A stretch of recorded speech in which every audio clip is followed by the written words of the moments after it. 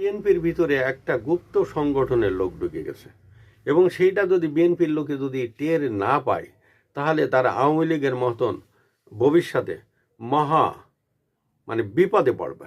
মহা বিপদ। আওয়ামী লীগের যে বিপদ দেখেছে এটা তো মহা বিপদ। এই ধরনের এর থেকে বড় ধরনের বিপদের মধ্যে তারা পড়বে এবং এই বিএনপির ভিতরে অলরেডি তারা কাজ শুরু করে দিছে। বিভিন্ন জায়গায় চাঁদাবাজি করছে, বিভিন্ন জায়গার লোকজনের সাথে খারাপ ব্যবহার করতেছে। এই মানুষগুলোকে এর আগে কখনো বিএনপিতে দেখা যায়নি। এবং আওয়ামী লীগে যেমন হেলমেট বাহিনী ছিল, এরা কিন্তু আওয়ামী লীগের কেউ না, এরা ছাত্রলীগের কেউ না, এরা যুবলীগের কেউ না, এরা একটা গুপ্ত সংগঠনের লোক। এবং তারা আওয়ামী লীগের ভিতরে ঢুকে বেশি আওয়ামী লীগপনা দেখাইতে যায় তারা আবরার ফাদরে মারিছিল, মারিয়া আওয়ামী লীগরে ডুবাইছে এবং তাদের জামিনও করাইছে এই গুপ্ত সংগঠনের উকিলরা।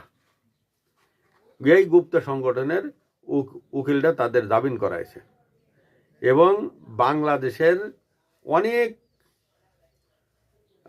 বিভিন্ন জায়গা অর্থাৎ বাংলাদেশের অনেক জায়গায় এই গুপ্ত সংগঠনের লোকরা টাকা দিয়ে পয়সা দিয়ে অনুরোধ করে হাতে পায়ে ধরে তারা এই বিএনপির ভিতরে কিন্তু ঢুকতেছে। এবং বিএনপির উচিত হবে এই মুহূর্তে কাউকে দলে না নেওয়া। কাউকে যদি দলে না নেয় বিএনপি তাহলে সেটা বিএনপির জন্য অনেক ভালো হবে। নতুবা আওয়ামী লীগের ভিতরে গুপ্ত সংগঠন ঢুকে যে আওয়ামী লীগকে ভিতর থেকে ঘুনি পোকায় খাইয়ে ফেলাইছে, আর এই বিএনপির ভিতরে এই গুপ্ত সংগঠনের লোক ঢুকে বিএনপিরে একদম চিরতরে শেষ করে দিব।